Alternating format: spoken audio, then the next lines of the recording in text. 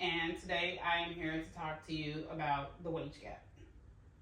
So let's think about two people that are just as equally qualified, just as dedicated, doing the same job, but one is paid significantly less just because of their gender or race. This scenario remains all too common in the U.S. labor market. Despite progress that has been made over decades, a wage gap still endures that undercuts fairness, hinders economic security, and undermines social justices. Today, I will show that the wage gap is a real persistent problem and that we must commit to pay equality. This topic is something that was chose by me because it's something that affects me directly as a woman and a person of color, and belonging to two of the minority groups that are primarily affected by this the most. I feel like it is important to bring awareness to this issue so that we can try to mend the gap. The effect of the wage gap are different between earnings in different groups, such as men or women or different races, and touches every part of society and the economy. Awareness is essential for everyone because the wage gap represents a large amount of income that could be circulating within the economy. It also affects students that are graduating soon and that will enter the workplace, where pay equity and decisions will also affect them. The wage gap persists across occupations and demographics and requires intentional action to correct this issue. Taking a look at women that are working full-time, a woman that is working full-time year-round will typically was paid 81 cents to the dollar compared to her white counterpart. And for a Latino woman, that would be 76 cents to the dollar compared to a white male. And this is based on the U.S. Census Bureau that the AAUW did a research paper on in 2024. Also, Black and Latino women are the hardest hit, with Black women only being paid 69% of white men's wages at the middle of the work range, and Hispanic women only being paid 65.3% of what white men's wages would be. For a black woman, this could equate to earning $18,900 less annually than her white male counterpart, and for a Latina woman, the difference could be $21,500 a year. But if we take a look at what a white woman or Asian American Pacific Islander women are making, they seem to fare the best at 82.9% and 93.1% compared to non-Hispanic white men are paid. And this was done by a research from DeCourcy and Gould in 2025. Not even education can help to close the gap, even when women with advanced degrees are still even paid less on average. Looking at people with MBA degrees, research was done where over 13 years after they had graduated, they saw that women were still earning less than their white male counterparts.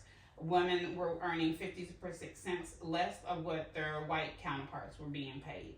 With women earning lower wages, who are often the caregivers, heads of households, single parents, or even a joint earner household, this causes reduced income for such things as daycare, education, housing, and healthcare, which leads to increased stress and limited opportunity for the children. The wage gap also puts women and other included groups at a higher risk for poverty, especially single mothers and women who are divorced or become widowed. And these affected group earning less also have less money for retirement, such as the Social Security benefits or retirement plans like 401k, which could lead to us having a whole elderly group that is unable to financially take care of themselves in the future. Now, you may ask, could be a solution for this? A solution for the wage gap could be that employers would be encouraged to have wage transparency, moving away from the secrecy of how much employers are being paid, and moving forward to a culture where they are open to communication and accountability regarding compensation. Companies should also be encouraged to develop their core values around values that are based on employee compensation, like having defined pay ranges based on job-related factors such as the duties, required skills for the job with clear documentation of where the employees fall on that pay range. This could also work by employers totally changing their culture within the company to putting all employees doing the same job on a similar pay range. And if there is any differences, it would be based on clear upfront guidelines and procedures. And when employers post listings for new jobs or internally, they would also be upfront about the compensation ranges, and employers would be automatically self audit themselves for any pay discrepancies among their employees and correct that without any outside intervention. Now, some will say, they may object to that there is not a pay wage gap, and if it does exist, it only between the jobs that different racial groups such as men and women are choosing to work. And to this, we can say that, men and women working the same job, no matter if they're choosing, should still be paid the same. Employers can also argue that pay transparency can cause resentment within the company when employees suddenly find out that one has been compensated greater than the other and they're doing the same job.